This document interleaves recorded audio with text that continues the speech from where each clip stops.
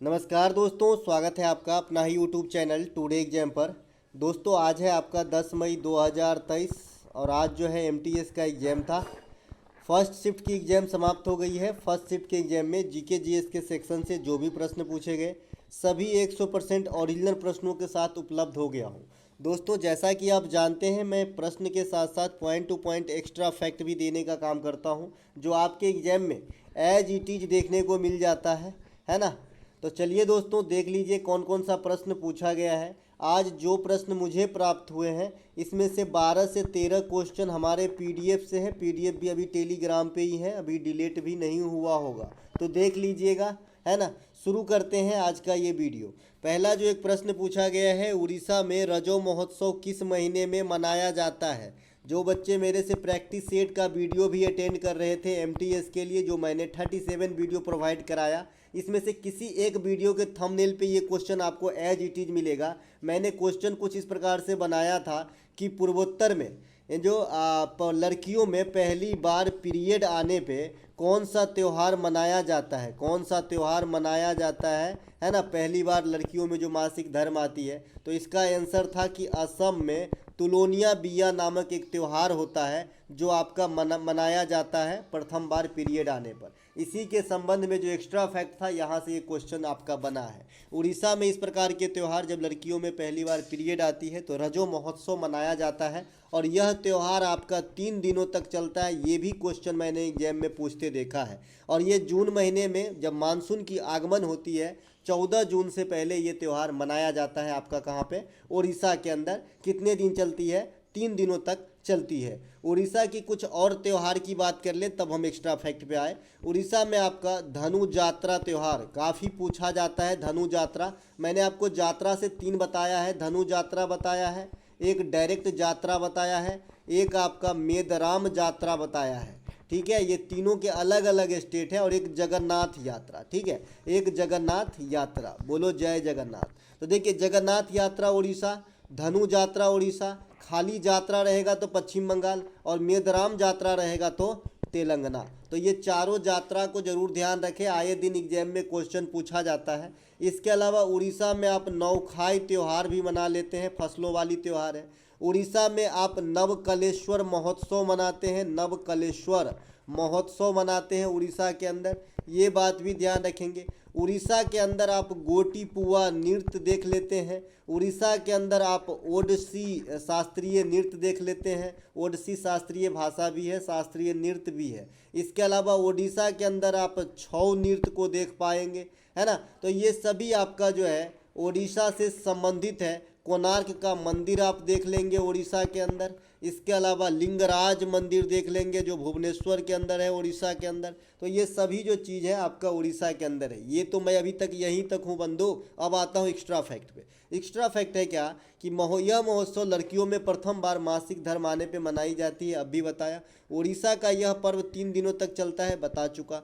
इसी प्रकार का पर्व जो तमिलनाडु में होता है, इसी प्रकार कहने से हमारा सेंस यहाँ पर है कि जो लड़कियों में पहली बार पीरियड आती है तो तमिलनाडु के अंदर इस त्यौहार को निरातु बीजा कहा जाता है। असम के अंदर इस त्यौहार को तिलोनिया बीजा कहा जाता है, जो 7 दिनों तक चलता है, जो पिछले एमटीएस में और सीजीएल के मेंस में भी पूछा गया। ठीक है, सीजीएल का जो टीयर 2 होता है इसमें भी पूछा गया कि जो नॉर्थ ईस्ट यानी असम वगैरह में जो पर लड़कियों में पहली बार पीरियड आने पर त्यौहार मनाया जाता है, कितने दिनों तक होती है, तो 7 दिन तक। त्यौहार का नाम क्या है? तिलोनिया बीजा। ध्यान रखेंगे। प्रैक्टिस सेट के जो पीडीएफ हैं वो आपको टेलीग्राम पे है। बस इतनी सी कमी है कि मुझे रीनेम नहीं करना आता है। एक बार सेट कर देता हूँ तो फिर पता नहीं कहाँ से ऑप्शन आता है रीनेम का। तो आपने पूरा पीडीएफ ही डाउनलोड कर लेना है। मिड मार्च से अप्रैल तक सब आधा आधा एमबी का है जी। क्या डाटा जाएगा 10-15 एमबी में? अगर 1000 ज्ञान देंगे तो काफ़ी काम के हो जाएंगे, है ना।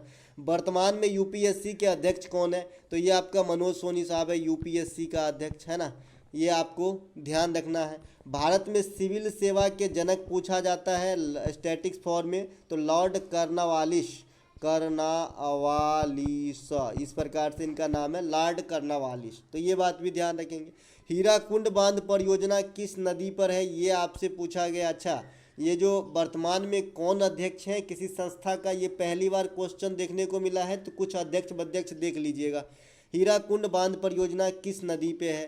देखिए मैं सब दिन बताता आया हूँ, 4 बांध इंडिया का जरूर आपको ध्यान रखना है। हीराकुंड बांध परियोजना, इसके अलावा भाखड़ा नांगल, टिहरी बांध परियोजना, ये और एक आपका इंदिरा नहर। इनसे 4 क्वेश्चन आते ही आते हैं इन चारों से, ठीक है। तो हीराकुंड बांध परियोजना जो है ये आपका महानदी पे है, यहाँ पीडीएफ लिखा है। हीराकुंड बांध परियोजना महानदी पर इंडिया की सबसे लंबी बांध परियोजना है, सबसे लंबी बांध परियोजना है, ऊंचाई नहीं लंबाई के हिसाब से। इसके अलावा हीराकुंड जो बांध परियोजना महानदी पर है, इसके बारे में क्या खास है? तो ये प्रायद्वीपीय भारत की तीसरी सबसे बड़ी नदी है जो उड़ीसा राज्य से होकर प्रवाहित होती है। ये क्वेश्चन आपसे पूछा गया था। प्रायद्वीपीय भारत की सबसे बड़ी नदी दोस्तों गोदावरी है। प्रायद्वीपीय भारत की दूसरी सबसे बड़ी नदी जो है कृष्णा है। तो पहला, दूसरा और ये रहा आपका महानदी तीसरा। तो ये प्रायद्वीपीय भारत की 3 नदियां जो क्रम में है, सबसे बड़ी गोदावरी, दूसरा कृष्णा, तीसरा महानदी। और ये तीनों के तीनों जो है बंगाल की खाड़ी में समाती है, बे ऑफ बंगाल में जो है गिर जाती है। इसके अलावा मैंने यहाँ से एक क्वेश्चन और बता रखा है कि अरब सागर में गिरने वाला प्रायद्वीपीय भारत की सबसे बड़ी नदी अगर आपसे पूछे तो आंख मूंद के नर्मदा नदी लगाना है। नर्मदा नदी ओम कारेश्वर परियोजना इसी पे है, सरदार सरोवर परियोजना इसी पे है, एमपी का जीवन रेखा कहा जाता है, उल्टा दिशा में बहता है, खंभात की खाड़ी में गिरती है यानी अरब सागर में मिला जुला के। इसके अलावा नर्मदा नदी को, एमपी का जीवन रेखा हो गया, नर्मदा नदी को जो है ये मैकाल पर्वत श्रेणी के अमरकंटक चोटी से निकलती है। तो ये सभी बातों नर्मदा नदी के बारे में आपको ध्यान रखना है ना। और मैंने स्टेचू ऑफ यूनिटी जो बताया है ये नर्मदा नदी के किनारे ही है, गुजरात के एकता नगर या केवड़िया में, जो सरदार वल्लभ भाई पटेल की 182 मीटर हाइट वाली प्रतिमा है, जो इस समय दुनिया में सबसे अधिक हाइट की प्रतिमा है। दोस्तों मेरी पढ़ाने की यही है स्टाइल, है ना। आप जानते ही होंगे, जो बच्चे नए हैं इसी तरीके से भैया जो है किसी भी क्वेश्चन की जो भी पूरे परिवार हैं उसको एक साथ ला के समेट दो, ताकि आने वाले समय में भी क्वेश्चन कहाँ से बन सकती है, ठीक है। इसके अलावा भारत की सबसे ऊंची बांध परियोजना आपका टिहरी बांध परियोजना है। ये कहाँ पे है दोस्तों? तो ये उत्तराखंड के अंदर है। ये परियोजना किस नदी पे है? देखिए अगर एक लौता ऑप्शन है तो भागीरथी सही है, और दुलौता मतलब ऑप्शन है तो भागीरथी और भिलांगना द बेस्ट आंसर है ना। भागीरथी और भिलांगना का संगम बेस्ट आंसर है। अगर इकलौता नाम आता है तो भागीरथी सही है, ठीक है। इसके अलावा भारत की सबसे ऊंची गुरुत्वीय बांध जो ग्रेविटेशनल आपका जो डैम है, ये सबसे ऊंचा है भाखड़ा नांगल बांध सतलज नदी पे। कभी ज़माने में जब टिहरी बांध से पहले यही सबसे ऊंचा था, लेकिन वर्तमान में ये सबसे ऊंचा गुरुत्वीय बांध है जो सतलज नदी पर है, आपको ध्यान रखना है। भारत की सबसे बड़ी नहर से एक क्वेश्चन आपसे पूछा जाता है, सबसे पहले सबसे बड़ी नहर कौन सा है? तो ये इंदिरा गांधी नहर है। और ये नहर जो है कहाँ से निकलती? तो हरिके बैराज से निकलती है। इसे VVI करके रखेंगे। कई दफ़ा ये क्वेश्चन पूछा गया है कि किस बैराज से निकलती है, नदी का नाम नहीं पूछता है, ठीक है। इसके अलावा भारत की सबसे ऊंची जलप्रपात कूचिकल जलप्रपात है, जो आपका बराही नदी पर कर्नाटक में है। इससे पहले योग या गोरसप्पा जो है ये भारत की सबसे ऊंची जलप्रपात हुआ करती थी, जिसे MK गांधी, महात्मा गांधी, खाली M गांधी होगा, महात्मा गांधी जलप्रपात भी बोला जाता था। लेकिन वर्तमान में ये रिकॉर्ड जो है किसके पास आ गया है? कूचिकल जलप्रपात, जो कर्नाटक के अंदर ही स्थित है, ठीक है। इसके अलावा भारत की सबसे ऊंची चोटी आपका गॉडविन ऑस्टिन है, इसे K2 भी कहते हैं। इसके अलावा जो भारत की दूसरी सर्वाधिक ऊंची चोटी है ये कंचनजंगा, जो आपके सिक्किम में स्थित है। मैं आपको एक बात बता दूं कि ये K2 जो है ये इंडिया के साथ साथ पाकिस्तान में जो PACO वाला इलाका है वहाँ भी अपनी जो है फैलाव को शेयर करता है, इसीलिए यह पूर्णतः भारतीय नहीं कहा जा सकता। जो पूर्णतः भारतीय है ये सिक्किम के कंचनजंगा है, जो दुनिया की तीसरी सबसे ऊंची चोटी है। यानी माउंट एवरेस्ट पहला, दूसरा आपका हो गया K2 और तीसरा आपका हो गया कंचनजंगा। ध्यान रखेंगे ये तीनों चोटियों की। माउंट एवरेस्ट नेपाल में है, हिमालय रेंज की चोटी है। माउंट एवरेस्ट का नाम भारत के महान सर्वेक्षक जॉर्ज एवरेस्ट के नाम पे पड़ा था, ये बात भी आपसे एग्जाम में पूछते मैं देखा गया है। इसके अलावा जो माउंट एवरेस्ट की टोटल हाइट है वर्तमान में 8850.5 मीटर है, लेकिन आपके ऑप्शन में 8885 मिलेंगे। इसके अलावा माउंट एवरेस्ट को नेपाल में सागर माथा कहा जाता है, ये क्वेश्चन मैं पूछते देखा हूँ कई दफ़ा एग्जामिनर को। इसके अलावा भारत में सबसे बड़ी झील खारे पानी की झील या सबसे बड़ी झील कहेगा तो या सबसे बड़ी लगून झील कहेगा, सभी का एक ही आंसर है चिल्का झील। कहाँ गया भाई चिल्का, इधर। इसके अलावा चिल्का झील ही वो स्थान है जो रामसर साइट में पहली बार भारत में शामिल हुआ। वर्तमान में रामसर साइट कितने हैं, 75। और किस स्टेट में रामसर साइट की संख्या ज़्यादा है, तो तमिलनाडु में। तो ये बात सब ध्यान रख लेंगे। इसके अलावा ताजे पानी की सबसे बड़ी झील बुलर झील जम्मू कश्मीर किससे बना है, प्लेट टेक्टोनिक से बना है, ध्यान रखेंगे। इसके अलावा अगला प्रश्न जो आया था दोस्तों, जिनको सीजीएल की एग्जाम देना है वो अभी से जो है एनालिसिस को फॉलो करना स्टार्ट कर दें, क्योंकि जो वीडियो मैं आपको प्रोवाइड कराऊंगा कोई भी टाइम पास वाला वीडियो नहीं होगा, आपके काम के ही होंगे और ये आपको खुद रियलाइज होता होगा, ठीक है। इसके अलावा आईसीसी वर्ल्ड कप 2023 का आयोजन कहाँ होगा, कल भी पूछा गया था। जो लेटेस्ट करंट पीडीएफ में है 2023 इंडिया में होगा। मैंने यहीं पर ही एक बात और बताया है कि 2011 में भी इंडिया आईसीसी वर्ल्ड कप का मेजबानी कर चुका है, लेकिन सम्मिलित रूप से श्रीलंका और बांग्लादेश के साथ, क्योंकि उस समय जो है 3 देशों में कराए गए मैचेस और इसके विजेता भी भारत ही रहे थे 2011 में, जो हम आखिरी बार विजेता बने थे माही के कप्तानी में। और इससे पहले हमने एक बार और वर्ल्ड कप जीत रखा है, 1983 में जीत रखा है, जो वर्ल्ड कप का 3rd संस्करण था। अगर आपसे कोई पूछे आईसीसी वर्ल्ड कप की शुरुआत कब हुई, तो 1975 में। और 1975 में जो आईसीसी का वर्ल्ड कप हुआ था इसका नाम था प्रेसिडेंशियल कप, ठीक है। और इसके विजेता जो रहे थे वेस्ट इंडीज रहे थे, क्लाइव लाइट, ठीक है, क्लाइव लाइट। और 2 लगातार वर्ल्ड कप वेस्ट इंडीज जीत लिया था। उस समय जैसे आज हम लोग ऑस्ट्रेलिया को टीम जानते हैं, उस समय वेस्ट इंडीज को जाना जाता था। तो वो कहते हैं ना कि हर आंधी के बाद एक शांति छाती है, तो वही हो गया है। एक समय था जब वेस्ट इंडीज काफ़ी टॉप पे क्रिकेट टीम में हुआ करते थे। तो ये तो हो गया आपका एडिशनल वाली बात।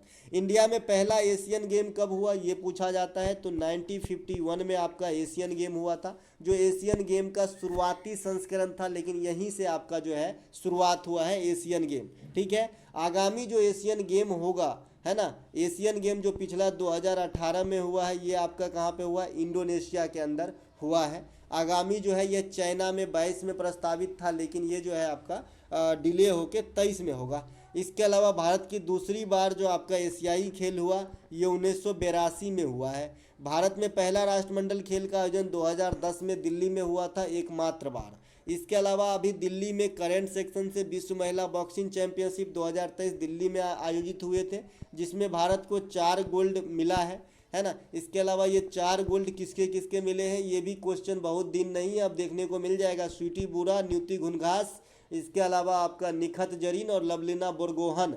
कल पूछा गया था ना कि लवलीना बोरगोहन जो है ये जो है कौन से खेल खेलती है। तो अगर आपको इतनी बात भी पता है कि अभी महिला बॉक्सिंग में पदक जीता है, तो भाई सिंपल सी बात है, बॉक्सर है ना। हॉकी वर्ल्ड कप 2023 का आयोजन उड़ीसा में हुआ है। विजेता की यहाँ बात कर लेंगे तो जर्मनी जो है बेल्जियम को हरा के विजेता बने थे। और हॉकी वर्ल्ड कप जो हुआ है ये कलिंगा स्टेडियम और बिरसा मुंडा स्टेडियम उड़ीसा के अंदर हुआ है, तो ये बात भी आपको ध्यान रखना है। इसके अलावा खेलो इंडिया यूथ गेम का जो 5th संस्करण थे ये आपका एमपी के अंदर हुआ था और विजेता यहाँ पे महाराष्ट्र रहे थे। टोटल 161 पदक जो है इन्होंने प्राप्त किया है।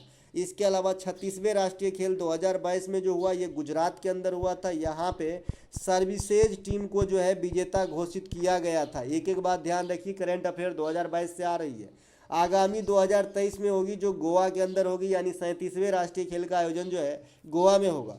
फीफा वर्ल्ड कप 2022 का आयोजन कतर में होगा, जो कल पूछा गया था। विजेता आ सकता है तो अर्जेंटीना है, उपविजेता फ्रांस रहा था।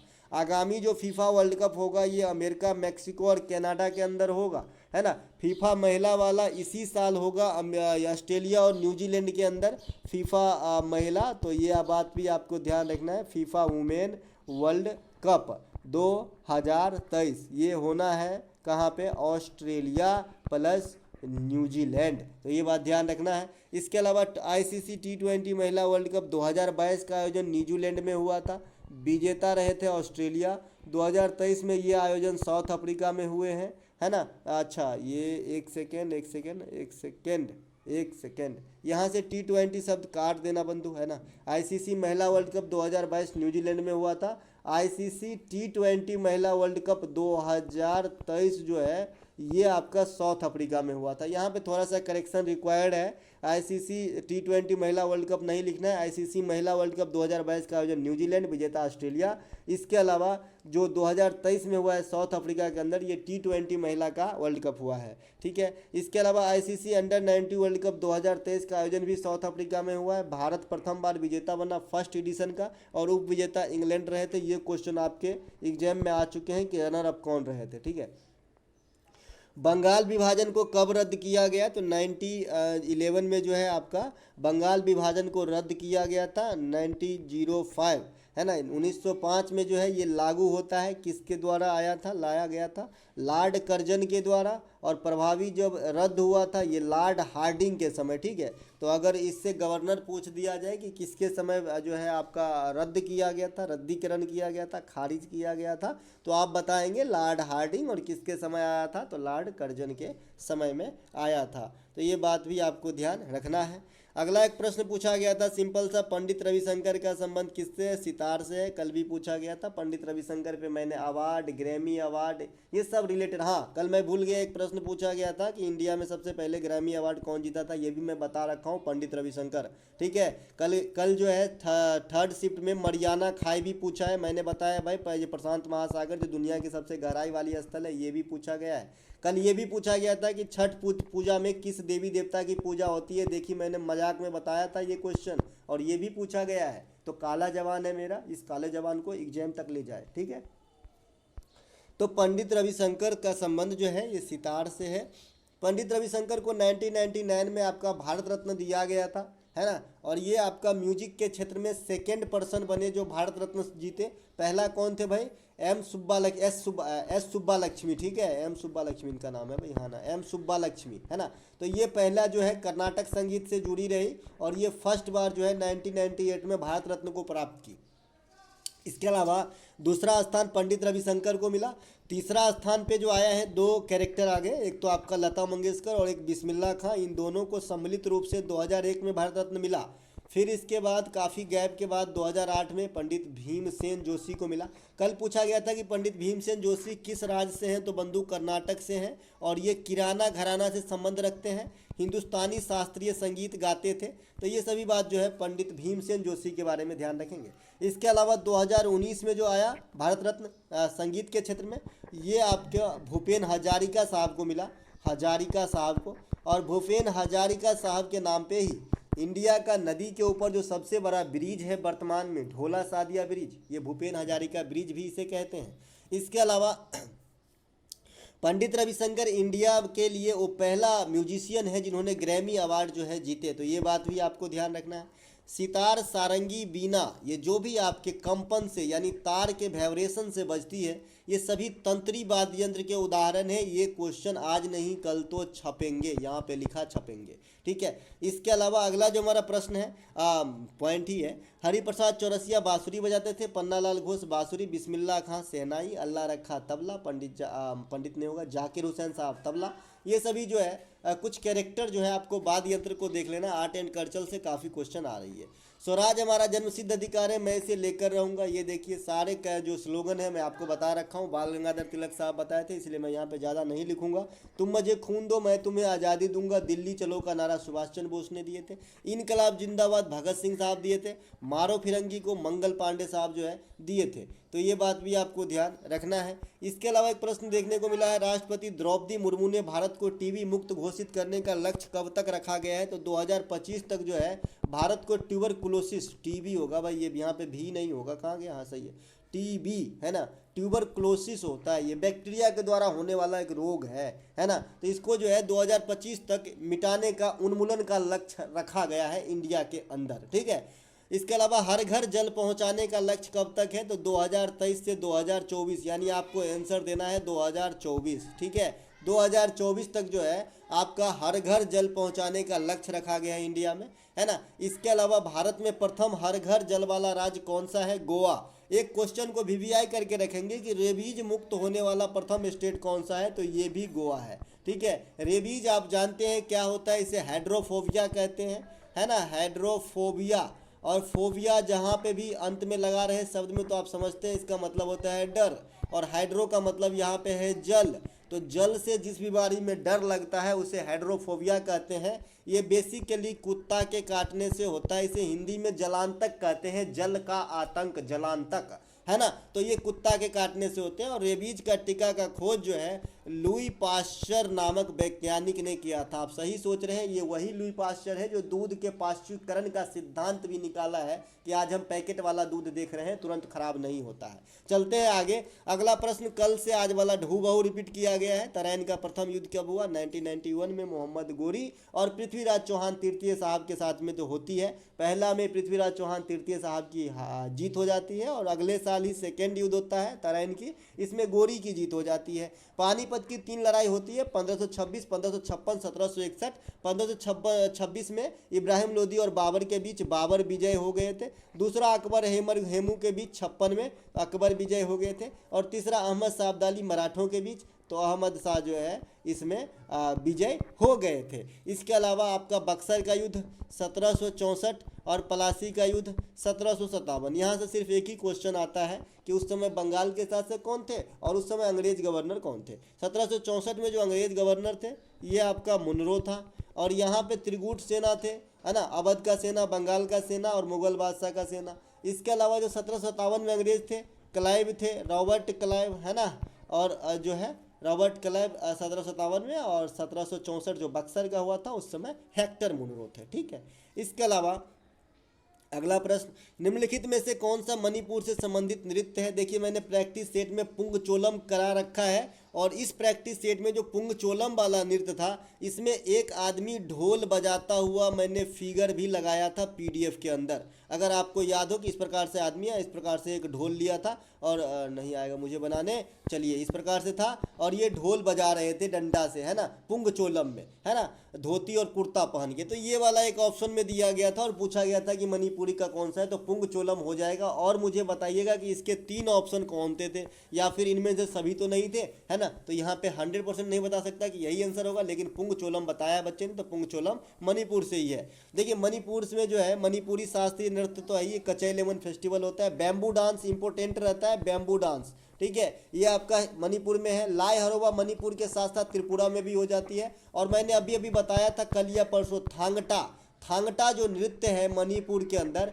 इसे मार्शल आर्ट वाला नृत्य भी कहा जाता है। इसमें लोग तलवार लेके, इस प्रकार से तलवार हो सकता है, इस प्रकार से तलवार हो सकता है, तो ऐसे तलवार लेके डांस करते हैं। ठीक है, तो इसे भी ध्यान रखेंगे। इसके अलावा युद्ध या मुखौटा नृत्य, ये आपका अरुणाचल प्रदेश, सालुंगा फेस्टिवल अरुणाचल प्रदेश, मोपिन फेस्टिवल अरुणाचल प्रदेश, और लोसार ये भी अरुणाचल प्रदेश। लोसार को मैंने साइड में इसलिए लिखा है कि लोसार अरुणाचल प्रदेश के साथ साथ हिमाचल प्रदेश और लद्दाख में भी मनाया जाता है, क्योंकि ये बौद्ध धर्म का त्यौहार है और जहाँ जहाँ बौद्ध धर्मावलंबी लोग रहेंगे लगभग मना सकते हैं। इसके अलावा बांग्ला महोत्सव जो है ये मेघालय में मनाया जाता है। मेघालय में ही आपका गारो खासी जयंतिया पर्वत है, जो आपको ध्यान रखना है, गारो खासी जयंतिया। देखिए गारो खासो पर्वत का भी नाम है और वहाँ के जनजाति का भी नाम है। ठीक है, तो ये बात भी ध्यान रखना है। मेघालय में सबसे अधिक बारिश होती है आपका मासिनराम में। हाई कोर्ट या फिर सुप्रीम कोर्ट किस अनुच्छेद के तहत रिट जारी करता है? देखिए या तो हाई कोर्ट पूछा गया है या सुप्रीम कोर्ट का रिट का आर्टिकल पूछा गया है। मैंने यहाँ पे दोनों ही बताना है आपको। ठीक है, तो हाई कोर्ट या सुप्रीम कोर्ट, हाई कोर्ट करते हैं 226 पहले भी बता रखा है और सुप्रीम कोर्ट करता है 32 पीडीएफ के साथ बताया है। इसके अलावा हाई कोर्ट का गठन 214, और मैंने बताया है कि भाई हाई कोर्ट जो सुप्रीम कोर्ट होता है ना, इसके वर्डों को हेराफेरी कर दो, हाई कोर्ट का आ जाता है ना, या फिर हाई कोर्ट वाले को वर्ड को पहला दोनों का इंटरचेंज कर दो, सुप्रीम कोर्ट का आ जाता है। 124 को मैं इन दोनों को इंटरचेंज करूँ तो 214 हो जाएगा, 214 को मैं इन दोनों को इंटरचेंज करूँ तो 124 हो जाएगा, है ना। तो एक याद रखिए, दूसरा लड्डू पाइए, ये बाई 1 गेट 1 फ्री, है ना। तो हाई कोर्ट का आर्टिकल हमने 214 याद रख लिया तो सुप्रीम कोर्ट के अपने आप आ गए। इसके अलावा हाई कोर्ट रिकॉर्ड अभिन्यायालय है 215, जिसे अभिलेख न्यायालय कहते हैं हिंदी में।